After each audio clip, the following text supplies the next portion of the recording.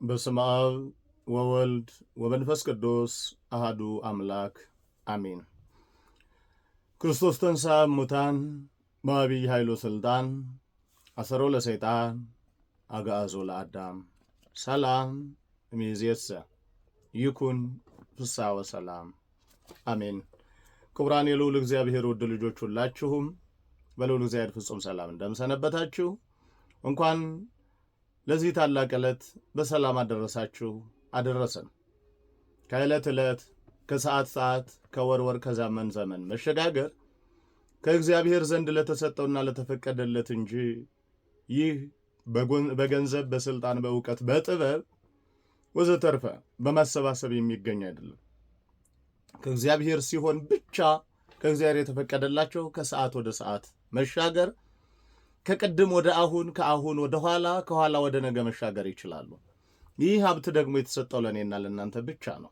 እግዚአብሔር ይመስገን። ከእኛ በፊት ብዙዎች ሄደዋላ። የሄዱት በምክንያት ነው። እግዚአብሔር ስለወደደ እርሱ ባወቀ ጠርቷቸዋል፣ ሰብስቧቸዋል ወደ ራሱ። ግን ከእነርሱ ደግሞ እኛን አቆይቶናል፣ እንድንሰራ፣ እንድንሰማ፣ እንድንለወጥና እንድናዳምጥ። ስለዚህ ሰምተን አዳምጠን እንለወጥ፣ ንስሐ እንገባ ዘንድ የእርሱ ቅዱስ ፈቃድ ይሆንልን። ንስሐ ገብተን ቅዱስ ሥጋው ክቡር ደሙን ተቀብለን ዘላለማዊት መንግሥቱን እንድንወርስም የእርሱ ቅዱስ ፈቃድ ቸርነት ይደረግልን ይሆንልን። ወንነኒ ንመጽእ ኀቤከ፣ እኛም ካንተ ጋር እንመጣለን። የዮሐንስ ወንጌል ምዕራፍ 21 ከቁጥር 1 ጀምሮ ስናነብ የምናገኘው ኃይለ ቃል ነው። በዛሬው ዕለተ ሰንበት የተነበበው ቅዱስ ወንጌል ይህንን ይመስላል። ታሪኩ ቅዱስ ጴጥሮስና ቅዱሳን ሐዋርያት መረባቸውን ይዘው ወደ ባሕር የሄዱበትን ከዚያም ሲደክሙ ማደራቸውንና በጠዋትም በእግዚአብሔር ፈቃድ በእግዚእነ ኢየሱስ ክርስቶስ ፈቃድ መረባቸው እስኪቀደድ ድረስ ዓሣዎችን እንዳገኙ ይተርክልናል። ስለዚህ ይህንን አጠር ባለ ደቂቃ ለማየት እንሞክራለን። ያስተምረን ዘንድ የልዑል እግዚአብሔር በጎ ፈቃዱ ይሆነልን። እንዲህ ነው የሚለው፣ ቀጥታ ቃሉን ቃል በቃል ለማንበብ ከዚህ በኋላ ኢየሱስ በጥብርያዶስ ባሕር አጠገብ ለደቀ መዛሙርቱ እንደገና ተገለጠላቸው ይላል። ለደቀ መዛሙርቱ እንደገና ነው የሚለው። ከዚህ በፊት ተገልጦላቸው ነበረ ማለት ነው። መቼ ትዝ ይላችኋል? በዚሁ የወንጌል ክፍል ላይ ስናነብ ቅዱስ ቶማስ እንዲያውም ካልዳሰስኩህ አላምንም ሲለው በተዘጋ ቤት ተገኝቶ ሰላም ለእናንተ ይሁን ባላቸው ጊዜ። ስለዚህ አሁንም እንደገና ተገለጠላቸው ይላል። ትላንትና በቤት ውስጥ ነው ፈርተው ተጨንቀው ተቸግረው በነበሩበት ጊዜ፣ አሁን ደግሞ በባሕር ዳር ነው። ለምን? አሁንም ሌላ ችግር አለ ማለት ነው። የተቸገሩት ያጡት ነገር አለ ማለት ነው። እግዚአብሔር ብዙ ጊዜ ስንጨነቅ ስንቸገር ልጆቹ እንድንጨነቅ ስለማይወድ ወደኛ ይመጣል። እንድንራብ እንድንጠማ እንድንታመም እርሱ ስለማይፈልግ ወደኛ ይመጣል። ምን ሊያደርግ? ከህመማችን ከጭንቀታችን ከችግራችን ሊፈውሰን ሊያሻግረን፣ የጭንቀትን የህመምን የደዌን ባሕር ሊያሻግረን። እናም የተገለጠበት ምክንያት ምንድን ነው ከተባለ ስምዖን ጴጥሮስ የተባለው እንግዲህ ቅዱስ ስምዖን ወይም ቅዱስ ጴጥሮስ በቅዱሳን ሐዋርያት ላይ አለቃ ነው፣ ታላቅ ነው፣ በዕድሜ የገፋ ነው። በተማሪነት ደግሞ በጣም አክቲቭ ጠያቂ፣ የሚረዳ የሌሎችን ጥያቄ ሁሉ ወደ ጌታ የሚያቀርብና እየጠየቀ ለጥያቄዎቻቸው መልስ ይሰጥ ዘንድ የሚያደርግ ትልቅ አባት ነው። እናም እነኝህን ሐዋርያት ሲያያቸው አብዛኛው ወጣቶች ናቸው። ሌሎችም ደግሞ ፊልዳቸው ሌላ ነው፣ የኖሩበት የሙያ ዘርፋቸው ሌላ ነው። ስለዚህ ይበሉ ይጠጡ ዘንድ ግድ ነው። ሰዎች ናቸው፣ መብላት መጠጣት አለባቸው። ይህንን አሰበ። ሲያይ ቤት ውስጥ ምንም የለም። ስለዚህ ብድግ አለና በሉ እኔ ወደ ጥብርያዶስ ልሄድ ነው አላቸው። ጥብርያዶስ ማለት ትላንትና አሳ ያሰግርበት የነበረ ነው። ከወንድሞቹ ጋር አሳ እያሰገረ ወይም እያጠመደ እያወጣ ለምዕመናን የሚያከፋፍልበት ያችን ሳንቲም ለቅሞ ቤተሰቡን የሚመራባት ባሕር ናት እና ጥብርያዶስና ቅዱስ ጴጥሮስ ከልጅነት ጀምሮ ይተዋወቃሉ። ቅዱስ ጴጥሮስ ከልጅነቱ ጀምሮ ያውቃታል። ጥብርያዶስ ያሳደገችው ኑሮውን የመራባት ጓሮው ናት፣ ልዩ ጓሮው ናት ማለት ይቻላል። እና ቅዱስ ጴጥሮስ እግዚእነ ኢየሱስ ክርስቶስ ከእነሱ ከተለየ በኋላ በአካለ ሥጋ ማለት ነው ኃላፊነቱ እሱ ላይ ሲወድቅ እነኚህን ወንድሞቹን ለመመገብ ወደ ባሕር መሄድ ነበረበት። ለምን? እንደ ትላንትናው ዓሣ አምጥቶ ሸጦ እንዲበሉ ደግሞም ከዓሣውም እንዲመገቡ ግድ ነው። ኃላፊነት ሲኖርባችሁ ምን ማድረግ እንዳለባችሁ ሁሉ ግራ ነው የሚገባችሁ። የተዋችሁትን ነገር ሁሉ በቃኝ እርም ነው ያላችሁትን ነገር ሁሉ እንድታነሱ ያደርጋችኋል ኃላፊነት። ለምሳሌ ትላንትና ተናጋሪ፣ ትላንትና እውነተኛ፣ ትላንትና ሐቀኛ የነበሩ ሰዎች፣ ትላንትና ንጹሐን የነበሩ፣ ትላንትና ደፋሮች ልበ ሙሉዎች የነበሩ ሰዎች ባለትዳር ሲሆኑ ይሸመቀቃሉ፣ ያፍራሉ፣ ዝቅ ይላሉ፣ ያጎነብሳሉ፣ አይ ይላሉ። ምን እንደሆኑ ግን አይነግሩንም። ለምን? ልጅም ይባላል፣ ትዳርም ይባላል። እንደ ልብ መናገር አይችሉም። ብናገርስ ትዳሬ እንዲህ ቢሆንስ፣ ብናገርስ ልጆቼ እንዲህ ቢሆንስ፣ እንዲህ ባደርግስ፣ እንዲህ ያለ ስማማን ብልስ እያሉ ብቻ ምክንያታችን በሙሉ የሚደረደረው ከዚያ ጋር ነው። ቅዱስ ጴጥሮስም እንደ ልቡ ለብቻው አረጋዊ ነው፣ መጸለይ መሰብሰብ እንዳይችል እነኚህ ሐዋርያት በሙሉ እርሱ ላይ ናቸው። ለዚህ እነዚህን ሰዎች ለመመገብ የግድ መነሳት አለበት። ተነሳ። በሉ ወደ ጥብርያዶስ ደርሼ ልመጣ ነው አላቸው። ልሄድ ነው፣ ዓሣ ላጠምድ ነው አላቸው።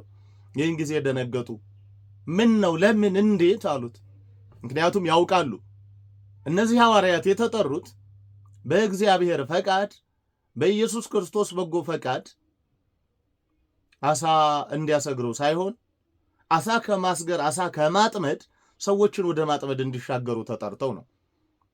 በዚህ በቅዱስ ማቴዎስ ወንጌል ላይ ታስታውሱ ከሆነ በቅዱስ ማርቆስ ወንጌል ላይ ምዕራፍ 1 ከቁጥር 15 ጀምሮ ስታነቡ በቃ ከዚህ በኋላ ዓሣ አስጋሪነት በቃ ወሬሴክሙን ከመሰግራነ ሰብ፣ ሰዎችን የምታጠምዱ ሰዎችን የምትሰበስቡ ዓሣዎችን ለሞት ከማጥመድ ይልቅ ሰዎችን ለሕይወት ወደ ማጥመድ እጠራችኋለሁ፣ ሾሜያችኋለሁ፣ ተመርጣችኋል። ስለዚህ ከዚህ በኋላ ለሞት ማጥመድ በቃችሁ። እናንተ ከዚህ በኋላ የሞት አጥማጆች፣ የሞት መልእክተኞች መሆን፣ ከዚህ በኋላ ሕያዋኑ ይሞቱ ዘንድ ድርሻችሁን የምትወጡ መሆን የለባችሁም።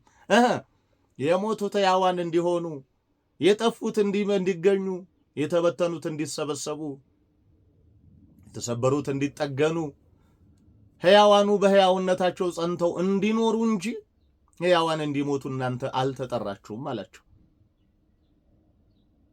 ስለዚህ እነኚህ ቅዱሳን ሐዋርያት ተከተሉት። 3 ዓመት ከ3 ወር አብረው ቆዩ።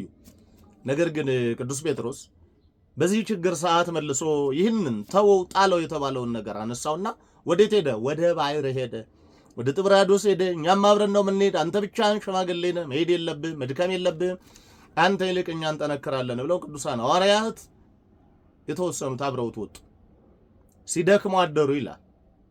መረባቸውን እየጣሉ ሲደክሙ አደሩ። ሌሊቱን ሙሉ ይገርማችኋል፣ እንኳን ዓሣ ባሕር ላይ የሚንከራተት ጭባ የሚባል ሳር አለ። እሱን እንኳን ማግኘት አልቻሉ። ዋናተኛ እየጠመጠመ የሚያስቀር አላስዋኝ የሚል በተለይ በባሕሩ ዳርዳር አካባቢ የባሕሩን ግማሽ ከውስጥ ነው የሚበቅል ሸፍኖ የሚሳር ነው። እሱ እንኳን የለም። እሱን እንኳን መሳብ አልቻሉም በመረባቸው። ባዶ መረብ ይወረውራሉ፣ ባዶ መረብ መልሰው ይሰበስባሉ። አሁንም ባዶ መረብ ይወረውራሉ፣ ተመልሰው ባዶ መረብ ይሰበስባሉ። ክንዳቸው ዛለ፣ ዓይኖቻቸው ከበዱ፣ ፊታቸው ጠወለገ። ውርጩ ሌሊት ያ የባሕሩ ቅዝቃዜው ሞገዱ ሲያማታቸው ድከም ብለው ዝለዋል፣ አቅቷቸዋል፣ ተንከራተዋል። በዚህ ላይ አንዳች ነገር አልያዙ። ሰርተው በደከማቸው ምን ነው ትርፍ አግኝተው የለም። ባዷቸውን ደከሙ፣ ባዷቸውን ለፉ፣ ወጡ፣ ወረዱ፣ ግን ያገኙት ነገር የለም። ጥውልግ ብለው ተጨነቁ። የሚሄዱበት ጠፋቸው። ቅዱስ ጴጥሮስ ተጨነቀ። አሁን ይህን ሁሉ ሐዋርያሽ ምንድነው ማደርጋቸው? ምንድነው የሚበሉ? ሌሎችም ደግሞ አሁን ይህ ሽማግሌ አባት ከኛ ጋር ወጣ ለኛ ብሎ፣ እሺ ምንድነው የምናደርገው? እንዴት ነው የምናስደስተው? ምንድነው ይዘን የምንገባ? የዚህ ሽማግሌስ የሕሊናው ዕረፍት ምንድነው እያሉ ስለ ቅዱስ ጴጥሮስ ይጨነቃሉ። አምላክ ሆይ ምንድነው የምታደርገን? ምንድነው የምትመግበን? እንዴት ነው ይህን ቀን የምታሳልፈን? እያሉ ሁሉም ሲጨነቁ ማዶ ላይ አንድ ሰው ተመለከቱ። በተጨነቁበት ሰዓት፣ በተቸገሩበት ሰዓት፣ የሚበላ ባጡበት ሰዓት ማዶ ላይ አንድ ሰው አዩ። ልጆች የሚበላ ነገር አላችሁ? አንዳች ነገር አላችሁን? አላችሁ። አይ እኛ የሚሰጠን የሚያጽናናን አይዟችሁ የሚለን ያገኘን ስንል ጭራሽ የሚጠይቀን እርጉዝን ያቅፉ ወይስ ይደግፉ? ምን ቢሆን ነው? ከየት ልናመጣው ነው? ባህር ላይ እኛ ራሱ ተጨንቀን እያየህን ቀኑ ጨልሞብን ይኸው ሌሊቱን ሙሉ ደከምን። ሰራይነ ኩላ ሌሊተው አልቦ ዘረከብነ ወይም አልቦ ዘአሐዝነ የያዝነው ያገኘነው አንዳች ነገር የለም። ሙሉ ሌሊት ግን ይገርምሃል ደከመን አሉት። ብሶባቸው ስለነበረ መሯቸው ስለነበረ ለማን እንደሚተነፍሱት ግራ ገብቷቸው ስለነበረ ሰው ሲያገኙ በቃ ብሶታቸውን ለመናገር ነው የቸኮሉ። አንዳንድ የገጥሟቸው አያውቅም ችግራችን ለማን መንገር እንዳለብን፣ ከነማን ጋር መወያየት እንዳለብን፣ እነማንን ማማከር እንዳለብን ሁሉ ግራ እስኪገባን ድረስ ጨለም ብሎብን ብቻ መተንፈሻ ፈልገን ሄደን ባዶ ቤት ከማውራት ብለን የምናወራቸው ሰዎች ሲጨንቅ እኮ በጣም ከባድ። ምንም ያገኘነው ነገር የለም። ሌሊቱን ሙሉ ባዶአችን ስንደክም አደርን አሉ። ለምን ይመስላችኋል ይሄ የሆነው? ተወዳጆች፣ ውድ የእግዚአብሔር ልጆች፣ እስኪ እንመለስ ወደኋላ። ቅዱስ ጴጥሮስ ከወንድሞቹ ጋር ምን አድርግ ነው የተባለው? መረብህን ጣል፣ መርከብህን እርሳ፣ ታንኳህን እርሳ፣ አህያህን እርሳ፣ ሁሉን ነገር ተወውና አሳ አጥምድ ተባለ እንዴ? አልተባለ። እሺ እኛስ ራሱ ምን ተባልን? እዚህ በማቴዎስ ወንጌል ምዕራፍ 6 ላይ ምንድን ነበር ያለን? ባለቤቱ ጊዜ ነው ኢየሱስ ክርስቶስ መቅድመ ህሱ መንግስቶ ጽድቆ፣ መጀመሪያ መንግስቱንና ጽድቁን ፈልጉ ነው አይደል የተባለው? ነው ወይስ መጀመሪያ ነግዱ፣ መጀመሪያ ዝረፉ፣ መጀመሪያ ስረቁ፣ መጀመሪያ ራሱ ቆፍሩ፣ ከዚህ በኋላ መንግስትና ጽድቁ ቲፕ ጭማሪ ነው፣ ትርፍ ነው፣ ዳረጎት ነው ይሰጣችኋል ነው እንዴ የተባል ነው? አያችሁት? የሰው ልጅ ከተመደበበት ቦታ ወዴት እየሄደ እንዳለ። የተመደብነው የተጠራ ነው የተመረጥነው እግዚአብሔርን ለማገልገል እግዚአብሔርን ለማመስገን ነው። እኛ ግን የምንገኘው ሌላ ሰፈር ላይ ነው። ስለዚህ ውጤታማ አንሆንም ማለት ነው። ሁልጊዜ ለኪሳራ ነው ማለት ነው። አያችሁት? የተመረጥነው የተጠራነው ለዚህ አይደለም። እግዚአብሔር የመረጠን፣ እግዚአብሔር ያዘጋጀን፣ እግዚአብሔር የጠራን ለዚህ አይደለም። ይሄኛው ዳረጎት ነው። ስንሰራ የሚጨመርልን፣ ባንሰራም ግን ጦም የማናድርበት። ያ ማለት ግን ፍጹም እጅ እግራችን አጣጥፈን አይደለም። ልንሰራ የሚገባው የመጀመሪያው አንደኛ የሚባለው እግዚአብሔርን ማመስገን፣ ስሙን መቀደስ፣ ክብሩን መውረስ ስለሆነ ነበር መቅደም ያለበት። በነ ቅዱስ ጴጥሮስ ደረጃም ይሄ ነው የሆነው። መረብህን፣ መርከብህን፣ ታንኳህን፣ አህያን፣ ሁሉን ነገር ጣልና ባዶህና ተብሎ 3 ዓመት ከ3 ወር አንዳች ቀን ሳይረበው በሰላም የኖረ ሐዋርያ፣ አርአያ ይሆናል ምሳሌ ይሆናል ተብሎ ይጠበቅ የነበረ ታላቅ ሐዋርያ ጭራሽ እሱን አስተባባሪ ይዟቸው ሊጠፋ የጣሉትን እንዲያነሱ ቅስቀሳ አደረገ። ጭራሽ የክርስትና ትልቁ ችግሩ ምን እንደሆነ ታውቃላችሁ? የክርስትና ሚንስ የክርስቲያኖች በሕይወታችን ላይ የሚመጣው ጫና የሚፈጥርብን መሰረታዊ ጉዳዩ ምንድን ነው ብለን ስናስብ ራስን አለማየት የመጀመሪያው ነገር ነው። የራስን ድርሻ የራስን አቅም አለማወቅ፣ የራስን ድርሻ አለመወጣት አንዱ ነገር ነው እያንዳንዳችን ሁላችን። ከዚህ ባሻገር ግን የጣልነውን ነገር ማንሳት ትልቁ ለክርስትና እንቅፋት የሆነው እሱ ነው። የጣሉትን ነገር ማንሳት እንደ የከተማን ጽዳት ለመጠበቅ ሁሉም እያንዳንዱ በየቤቱ ያለን ቆሻሻ ማውጣት ግድ ይለዋል። ካወጣ በኋላ ግን አንድ ላይ ወስዶ ይከመራል። መኪና መጥቶ ይዞት ይሄዳል። ያ ባይሆን ኖሮ እዛ ቢከርምና መልሰን ወደ የቤታችን ይዘነው ብንመጣ ምን ሊሆን እንደሚችል አስባችሁታል? እያንዳንዱ ሰው ቤቱ ውስጥ መኖር ይችላል። እንኳን ቤቱ ውጭ ውስጥ መኖር ይችላል። እንዴ ተደፍቶበት የነበረው ቦታ እኮ ንጹህ አይደለም፣ ከረመበት እኮ ላዩ ላይ። እኛ የጣልነው ይህንን አይነት ነገር ነው። ዝሙቱን፣ ስካሩን፣ ርኩሰቱን፣ መዳራቱን፣ ዘረኝነቱን ወዘተርፈ በተለይ እንደዚህ የምናወራ የማውራት እድሉ ያለን ሰዎችማ ስንሰብክ ስናወራ ስንተርክ እኮ በቃ በእኛ መሃል የተሳሳተ ያለ እስካይመስልን ድረስ እንኳን እኛ ልንሳሳት ሌላ ሰው እንኳን በፍጹም በእኛ ዙሪያ ተሳስቶ አይተን የምናቅ የማይመስለን ሰዎች ስንመጻደቅ፣ የኛ አባትነት ሌላ ጣሪያ የነካ፣ የኛ አስቀዳሽነት፣ የኛ ቆራቢነት፣ የኛ አቁራቢነት ሌላ እስኪመስለን ድረስ ሌላውን በሙሉ ደፍጥጠን ማየት የምንፈልግ ሰዎች አለ። ቅዱስ ጴጥሮስ እንዲህ እኮ ነው የሆነው። አባት ነው ግን ይዟቸው ወዴት ሄደ? ነፍሳትን ከባህሩ ከዓለም ለይተ ወደ እኔ አምጣ፣ የእግዚአብሔር አድርግ፣ ከሞት ወደ ሕይወት አምጣቸው ተብሎ የተመረጠ ሐዋርያ ጭራሽ ካሉበት ተረጋግተው እግዚአብሔርን ከሚማጸኑባት ቤት ይዟቸው መረብ አሸክሞ ወደ ባህሩ እባካችሁ የጣልነውን ነገር ማንሳት ይቆም። በቃ ጥለነዋል አይደል እንዴ? የታረቅንባቸውን ነገሮች እስኪ እንርሳቸው።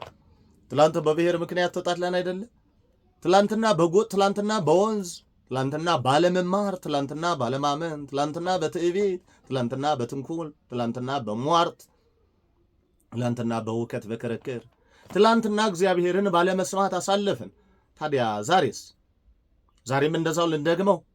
ዛሬም እግዚአብሔርን ሳንሰማ ውለን ልናድር? ዛሬም ያለ እግዚአብሔር ፈቃድ ወጥተን ልንገባ? ዛሬም እግዚአብሔር እያዘነ እግዚአብሔር እጁን ዘርግቶ ኑ እያለ እየጠበቀን ዛሬም እጅን ወደዛ ሰብስብ ልንለው መድኃኔ ዓለምን? ዛሬም እያንኳኳ የለንም ልንለው ቆልፈን በራችን እና ከሄደ በኋላ ወጥተን ውዴን ያያችሁ እያልን ከተማውን ልንዞር ተደብድቦ መውደቅ መሰበረስ አስባችሁታል? እኛ እኮ እንዲህ ነው እየሆንን ያለ ነው። ሲንኳኳ መክፈት አልፈለግንም፣ እያንኳኳ ነው፣ አልከፈትንለትም። ከዛስ ውዴን ያያችሁ ይኸው እየተንከራተትን እኮ ነው። በሃይማኖታችን ኮርተን የሃይማኖታችን ስርዓት ጠብቀን መልካም ቀዳሽ፣ መልካም አወዳሽ፣ መልካም አስቀዳሽ ሆነን መገኘት እያለብን ግን ዝም በማለታችን ሁሉን ክብራችን ዝቅ አድርገን በመስጠታችን ቤተክርስቲያንን አሳልፈን ሰጠናት እኮ ለባዕድ። አሁን እንዲሆነ እንዲያሆነ የሚዲያ ጨዋሄዎች ሆንን እኮ፣ የሚዲያ ማድመቂያ፣ ሚዲያ ውበቶች፣ በሚዲያ ራት የሚያገኙ አካላት በሙሉ አጀንዳዎች ሆነን ተገኘን እኮ። ታዲያ ከዚህ በላይ ውርደት ምን አለ? ሰውን ወደ ባህር ይዘነው ሄድን እኮ፣ መረብ አሸክመን። የጣለውን መረብ፣ የረሳውን መረብ፣ የተቦጣጠቀ የተቀዳደደ ተቀጣጥሎ ተሰፍቶ የተያዘ መረብ፣ አዲስ ያልተቀደደ መረብ ተሰጥቶት እያለ ይህን የመሰለ የቅድስና ወንጌል ተሰጥቶት እያለ በዚህ ቅዱስ ወንጌል እግዚአብሔርን ማገልገል እንደ እግዚአብሔር ፈቃድ መውጣት መግባት እየቻልን እንደ እግዚአብሔር ፈቃድ ሕዝቡን ይዘን መመላለስ እየቻልን የተሰበረውን የሚጠግን ተስፋ ያጡትን ባለተስፋ የሚያደርግ መጽናናት የተሳናቸውን የሚያጽናና የሚያጸና የሚያበረታ ቅዱስ ወንጌል እያለ እኛ ግን ወደ ጣልነው መረብ ተመለስን። እባካችሁ የእግዚአብሔር ልጆች እርም ይሁን፣ በቃ የታረቅንበት ነገር እርም ይሁን፣ ንስሐ የገባንበትን ነገር ተመልሰን አናስበው። በቃ ንስሐ ገባን እኮ እንደ ሀገር ትዝ ይላችኋል። ንስሐ የገባንበት ጊዜ ይቅር በሉ ተባብለን ሁሉም እጅ ወደ ላይ ብሎ ተንበርክኮ እናቶች፣ አባቶች፣ ምእመናን ግን ይቅር በሉን የተባባልን ሰዎች መልሰን ወዲያው ማታ እኮ ጀመር ነው አይደለ? ቤት ዘግተን ውይይቱን ጀመር ነው እኮ። እነማን እናስጨንቅ፣ እነማንን እንብላ አልን እኮ። ምን ይሄ ብቻ እንደ ሃይማኖት አባበት ይቅር ተባባሉ ብለን ይቅር ካባባልን በኋላ መልሰን ግን የሃይማኖት አባትነታችን ረፍተ ነው የጦር አዋጅ አወጅን አይደል እንዴ? እሺ አሁን ይብቃን፣ በቃ እስከ አሁን እሺ አልፏል። አሁን ግን ይብቃን። አሁን እንደ ክርስቲያን እንኑር። አሁን ለህሊናችን እንኑር። አሁን እግዚአብሔርን እንስማ፣ ወደ እግዚአብሔር እንመለስ። እናም እነዚህ ቅዱሳን ሐዋርያት ደከሙ፣ አቃተን፣ ደክመን ተሳንን አሉት። እሺ በቀኝ በኩል ጣሉት አላቸው። በቀኝ በኩል ሲጥሉት ትላንትና አንድ ሰው ጠይቋቸው ለኛም የለንም ያሉ ሰዎች ጠዋት እንደዛ ያሉ ወዲያው ከቅጽበት በኋላ ከማዶ ያሉ ወንድሞቻቸው ኑ አሉ። ኑ ባካችሁ አግዙ። ለምን? መረቡ ሊቀደድ ነው፣ ባካችሁ አሳ መጎተት አግዙናል። አያችሁ፣ ወደ እግዚአብሔር ስንመለስ እግዚአብሔርን ስንሰማው እንደ እግዚአብሔር ፈቃድ መረባችንን ስንጥል ምን ያህል ትርፋማዎች እንደምንሆን ጭራሽ ኑ አግዙን ማለት እንጀምራለን። ኑ በረከት አግዙን እንካፈል። ኑ ሰላም አግዙን። ኑ ቸርነት አግዙን። ኑ ስለ ይቅርታ እንማማር እንላለን። የይቅርታ ሐዋርያት፣ የይቅርታ መምህራን፣ የሰላም ሐዋርያት እንሆናለን። ሰዎችን ከሞት ወደ ሕይወት የምናጠምድ ከቤት እየገፋን ለምንፍቅና የምናጋልጥ ሳይሆን ከውጭ ያሉትን ወደ ውስጥ በይቅርታ የምንሰበስብ እንሆናለን። በትንሽ ስህተት በጥቃቅን ጉድለቶች አገልጋዮችን እየሸኘን እያጨበጨብን ሁልጊዜ በሰው መሰደድ ደስተኞች የምንሆን ሁሉ በእርግጠኝነት ያኔ እነርሱን ሰብስበናቸው አብረን ስንሞላ ደስ ይለናል። ሕሊናችን ይሞላል። ቤቱ ሲሞላ በምስጋና ቤቱ በአገልግሎት ሲሞላ ደስ ይለናል። በጥቃቅን ነገር በወዳችን ምክንያት ቤተክርስቲያንን የሸጥን ለዝና ለክብር ወይም ለጋባዦቻችን ደስታ ስንል የደከመን ሁሉ እባካችሁ የጣልነውን መረብ መልሰን አነንሳ ማለት ፈልጋለሁ። በነበረን ጊዜ ያስተማረን የመከረን የገሰጸን አምላካችንና አባታችን እግዚአብሔር ስሙ ዛሬም ዘወትር ለዘላለም የተመሰገነ ይሁን። ይቆያል።